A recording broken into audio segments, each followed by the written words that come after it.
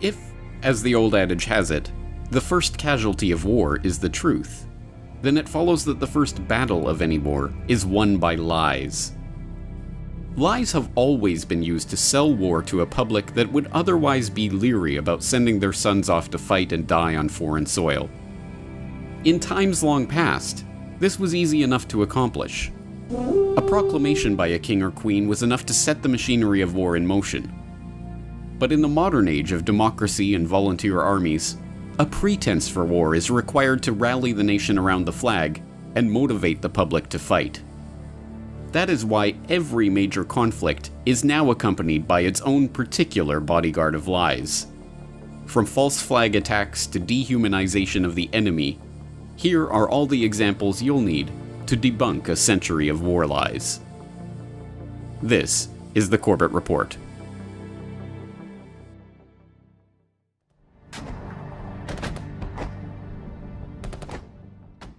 In 1915, the RMS Lusitania, a British ocean liner en route from New York to Liverpool, was sunk by a German U-boat 11 miles off the coast of Ireland. The ship's sinking, which resulted in the death of 128 of the 139 Americans aboard, became a symbol of German evil and helped psychologically prepare the US public for their country's eventual entry into World War I.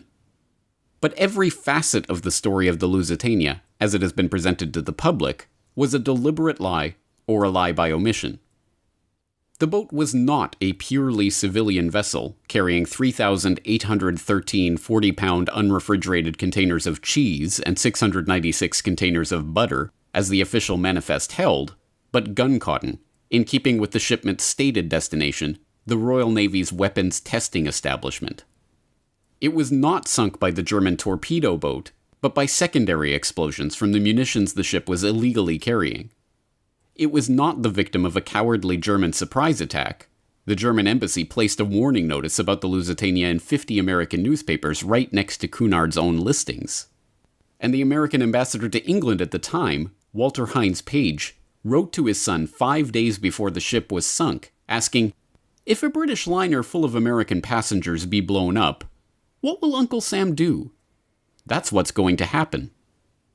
So what did the official cover-up of the incident conclude? That the dastardly Germans had waged a perfidious sneak attack on an innocent peace boat, of course. And the rest, as they say, is history.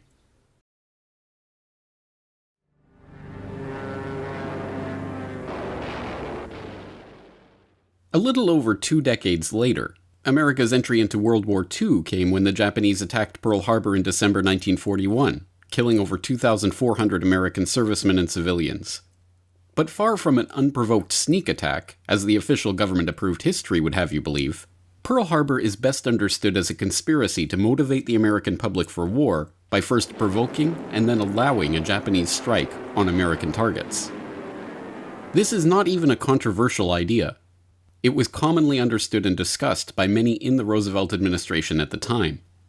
Henry Stimson, the U.S. Secretary of War, noted in his diary that just the week before the attack, President Roosevelt had told him, "We were likely to be attacked perhaps as soon as next Monday," and then solicited Stimson's advice on how we should maneuver them, the Japanese, into the position of firing the first shot without allowing too much danger to ourselves. Around the same time, Roosevelt sent a message to all military commanders stating that the United States desires that Japan commit the first overt act. So how did FDR and his administration provoke the Japanese into attacking? In late 1940, Roosevelt ordered the United States fleet to be relocated from San Pedro to Pearl Harbor. The order incensed Admiral James Richardson, Commander-in-Chief of the U.S. fleet, who complained bitterly to FDR about the nonsensical decision. It left the fleet open to attack from every direction. It created a 2,000-mile-long supply chain that was vulnerable to disruption, and it packed the ships in together at Pearl Harbor, where they would be sitting ducks in the event of a bombing or torpedo raid. FDR, unable to counter these objections, went ahead with the plan and relieved Richardson of his command. Then, in June 1941, Secretary of the Interior Harold Ikes wrote a memo advising FDR to embargo Japanese oil in order to goad them into war. There might develop from the embargoing of oil to Japan such a situation as would make it not only possible, but easy to get into this war in an effective way. Roosevelt followed 3 weeks later with an order seizing Japanese assets in America and effectively preventing Japan from purchasing much-needed American oil, which at that time accounted for 4/5 of Japanese oil imports. The provocations had their intended effect, and the Americans listened in on Japanese war preparations via radio. They received warnings of an imminent attack from diplomatic officials and military attachés. The attack was even predicted by the Honolulu Advertiser days before it happened. But all of these warnings were ignored. Even today, nearly 80 years after the events, new documents and memos continue to be found showing more warnings that Roosevelt and his administration deliberately ignored in the run-up to the attack. FDR got his wish. The Japanese attack was successful. 2,400 Americans died, and the nation, outraged, responded by rallying around the flag and jumping enthusiastically into war. But the Japanese themselves were no innocents when it came to lying their way into war. 10 years before Pearl Harbor, in 1931, Japan was looking for a pretext to invade Manchuria.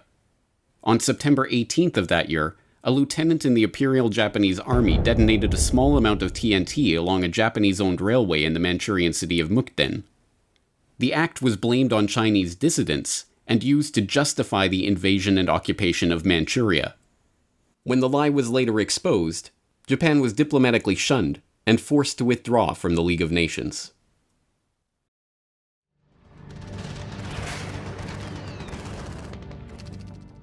The League of Nations fell apart precisely for its inability to prevent World War II. Its successor organization, the United Nations, engaged in its own war lies shortly after its creation to ensure that it would not meet the same fate. The Korean War, waged under the UN flag and sold to the public as a virtuous mission to save the South from the North's communist aggression, was on its face a war that should never have happened. The division of Korea into North and South was not the organic decision of the Korean people, but a plan that originated in an article in 1944 in Foreign Affairs, the Journal of the Council on Foreign Relations, which suggested dividing the country up and putting its administration in the hands of the Allies, including the Soviets. When the newly founded UN put that plan into action in 1945, Korea was arbitrarily divided along the 38th parallel, with the US administering the South, and the Soviet Union administering the North.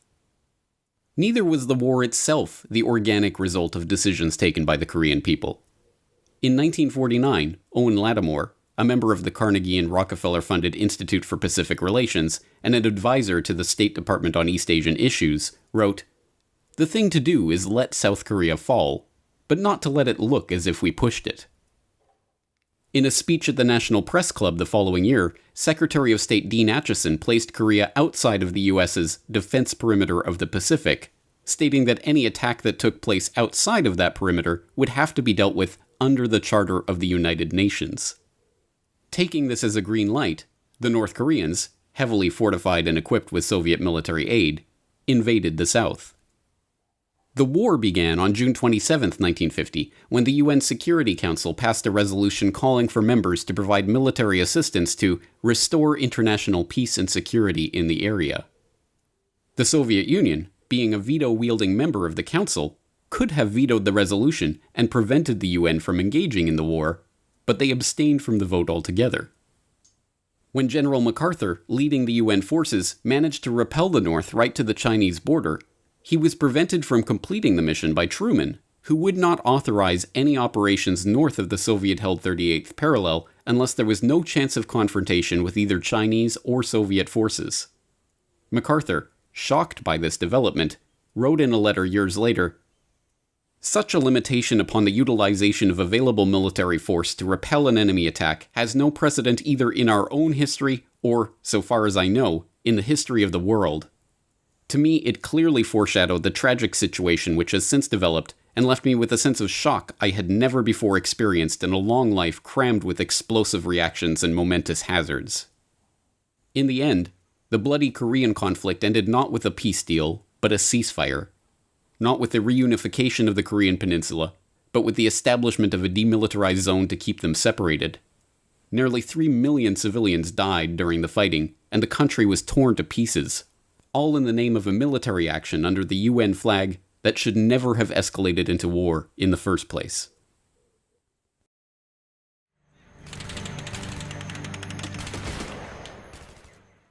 In August of 1964, President Johnson was preoccupied in finding an excuse to justify a formal escalation of American military involvement in Vietnam. That excuse came on August 2nd when the USS Maddox, a destroyer supposedly on a peaceful mission in international waters, reported a surprise attack from North Vietnamese torpedo boats in the Gulf of Tonkin. Just 2 days later, it reported another attack. Johnson responded by launching retaliatory strikes and signing the Gulf of Tonkin Resolution, thus formally launching the Vietnam War. Years later, it was revealed that the story of the Maddox II had been a tissue of lies. The Maddox was not peacefully drifting near Vietnamese waters, minding its own business. It was part of a covert electronic warfare campaign assisting the South Vietnamese in launching attacks on the North. It had not been attacked out of the blue on August 2nd as originally reported, but in fact had fired first. And, as even the NSA's own internal publication, made available to the public for the first time 40 years after the incident, concluded, the second attack on August 4th had never taken place at all. But these were mere details, and just like the facts about the Lusitania and Pearl Harbor, these details were suppressed long enough for the event to have its intended effect, rallying the public for war.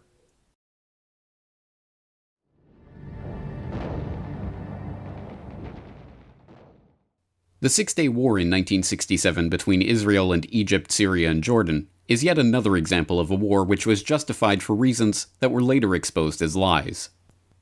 When Israel launched an attack on Egypt's airfields on the morning of June 5th, they initially claimed that it was a defensive strike and that Egypt had struck first. But this was an easily proven lie, and the claim was quickly dropped. Next, they claimed that the attack was preemptive self-defense, and that Egypt and its Arab allies had been preparing to strike Israel.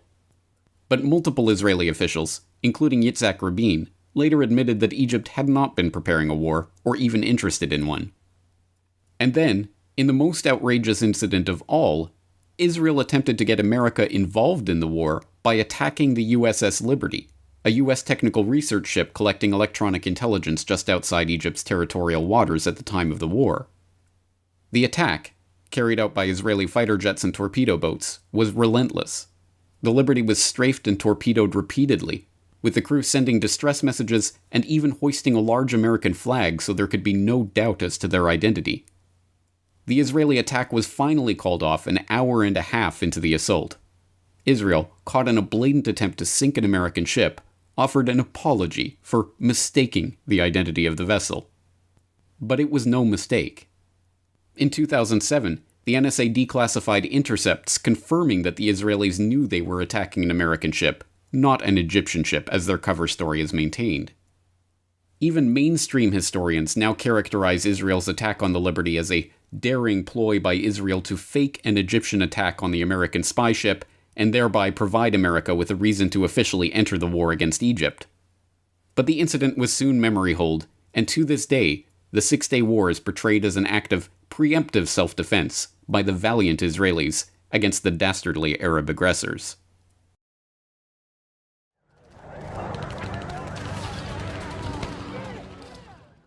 By the 1990s, the post-Vietnam public was growing increasingly wary of calls for war in far-flung corners of the world in countries many had never heard of. And so it was that in 1990, when the politicians and their deep state controllers required the American public to be motivated to wage war against Iraq for its invasion of Kuwait, they hired a literal PR firm to sell an even more brazen set of lies to Joe Sixpack and Jane Soccer Mom. The most famous of these lies revolved around Nayira, a young Kuwaiti girl who sparked international headlines for her shocking testimony before the Congressional Human Rights Caucus in October 1990. In a tear-stained speech, she told a harrowing story of the horrors she witnessed being committed by Iraqi soldiers at a Kuwaiti hospital where she was volunteering. The second week after an invasion, I volunteered at the Al-Adan hospital with 12 other women who wanted to help as well. I was the youngest volunteer.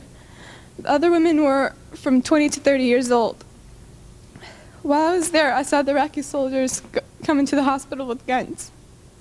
They took the babies out of the incubators, and left the children to die on the cold floor. It's difficult today to understand just how important this testimony was in setting the tone of the debate about whether America should commit military forces to defend Kuwait. It was reported breathlessly on the evening news, and it was repeated by President Bush on not one or two occasions, but 6 separate times in the lead-up to war. Babies pulled from incubators and scattered like firewood across the floor. And they had kids in incubators, and they were thrown out of the incubators so that Kuwait could be systematically dismantled. Then, when the Gulf War resolution was making its way through the House, the incubator story was raised in Congress. Now is the time to check the aggression of this ruthless dictator whose troops have bayoneted pregnant women and have ripped babies from their incubators in Kuwait. And then again in the Senate. The vote passed, and combat operations formally began in January 1991. The only problem? Nayirah was not some anonymous Kuwaiti girl, but, as a subsequent CBC investigation discovered, she was Nayirah al-Sabah, daughter of Saud al-Sabah, the Kuwaiti ambassador to the United States. Her testimony had been written for her by Hill & Knowlton, a PR company hired by the Kuwaiti government-supported AstroTurf organization, the Citizens for a Free Kuwait, to help sell the Gulf War. And the Congressional Human Rights Caucus that held the hearing where Nayirah gave her testimony? It was later found to be a Hill & Knowlton front itself.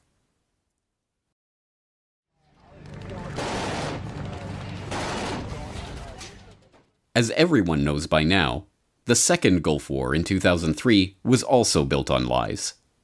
We all remember the lies about Saddam's WMDs and the way that story was sold to the public by Colin Powell at the UN. But this time, the media took the driver's seat in the campaign to sell the war to the public. The New York Times led the way with Judith Miller's now infamous reporting on the Iraqi WMD story, now known to have been based on false information from untrustworthy sources. But the rest of the media quickly fell into line, with the NBC Nightly News asking, what precise threat Iraq and its weapons of mass destruction pose to America? And Time debating whether Hussein was making a good faith effort to disarm Iraq's weapons of mass destruction. Reports about chemical weapon stashes were reported on before they were confirmed, although headlines boldly asserted their existence as indisputable fact.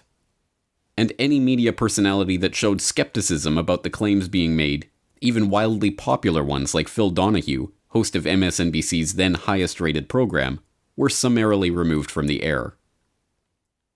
Scott Ritter is here, and so is Ambassador Butler. You had Scott Ritter, former weapons inspector, who was saying that if we invade, it'll be a historic blunder. Yes, but we didn't have him alone. He had to be there with someone else who supported the war. In other words, you couldn't have Scott Ritter alone. You could have Richard Furl alone. You could have the conservative. You could have the supporters of the president alone. And they would say why this war is important. You couldn't have a dissenter alone. Our producers were instructed to feature 2 conservatives for every liberal. You're kidding. No, this is absolutely Instructed true. from above? Yes. We now know that, in fact, the stockpiles did not exist, and the administration premeditatedly lied the country into yet another war. But the most intense opposition the Bush administration ever received over this documented war crime was some polite correction on the Sunday political talk show circuit.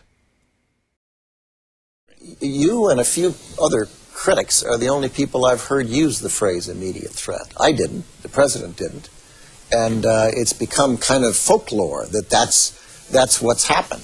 The president went... You're saying that nobody in the administration said that? I can't speak for nobody and everybody in the administration and say nobody said that. Vice President didn't say that? If you have any citations, I'd like to see them. We have one here. It says, some have argued that this is you speaking, some have argued that the nuclear threat from Iraq is not imminent, that Saddam is at least 5 to 7 years away from having nuclear weapons. I would not be so certain. Mm-hmm. And close to imminent. Well, I've tried to be precise and I've tried to be accurate. No terrorist state poses a greater or more immediate threat to the security of our people and the stability of the world than the regime of Saddam Hussein in Iraq. Mm-hmm.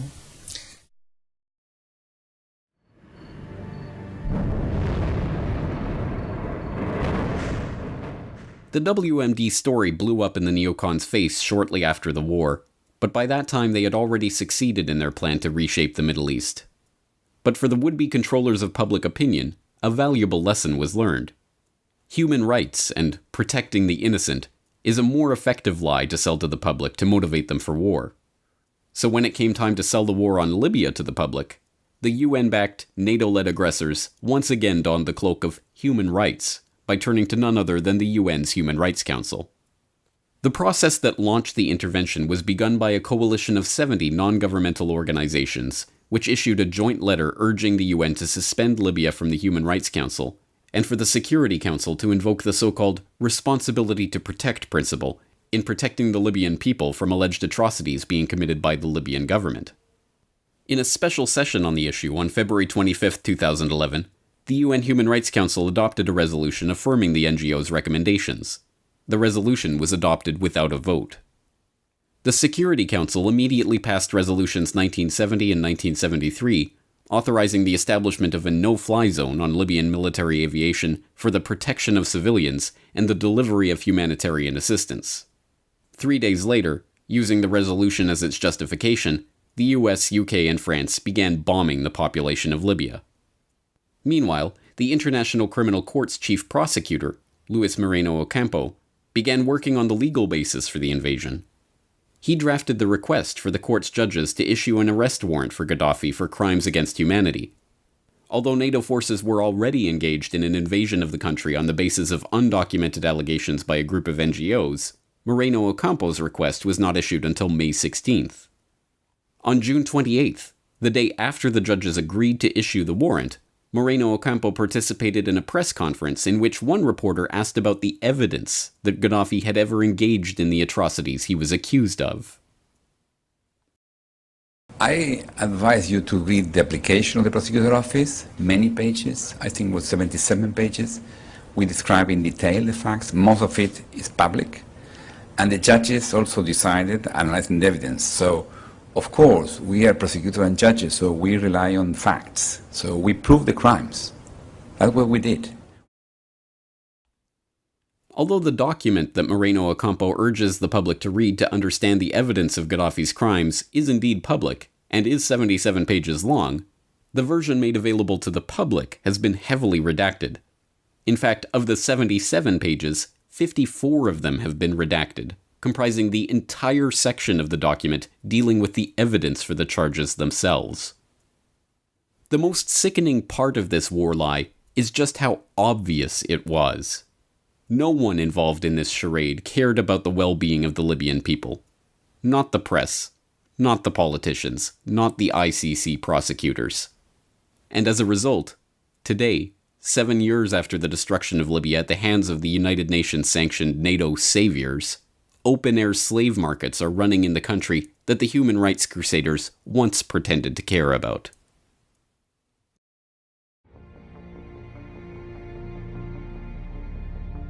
False flags, provocateur conflicts, fake news, and fake human rights crusades. Throughout the last century, a host of methods have been employed to keep the public playing the military-industrial complex's game. And over that century, the blood of untold millions has flowed as a direct result of these war lies. Truth is the first casualty of war, as they say. But if we desire peace, then we must confront the liars with our knowledge of these war lies. And armed with this truth, the public finally stands a chance of stopping the next war before the warmongers can conjure it into existence.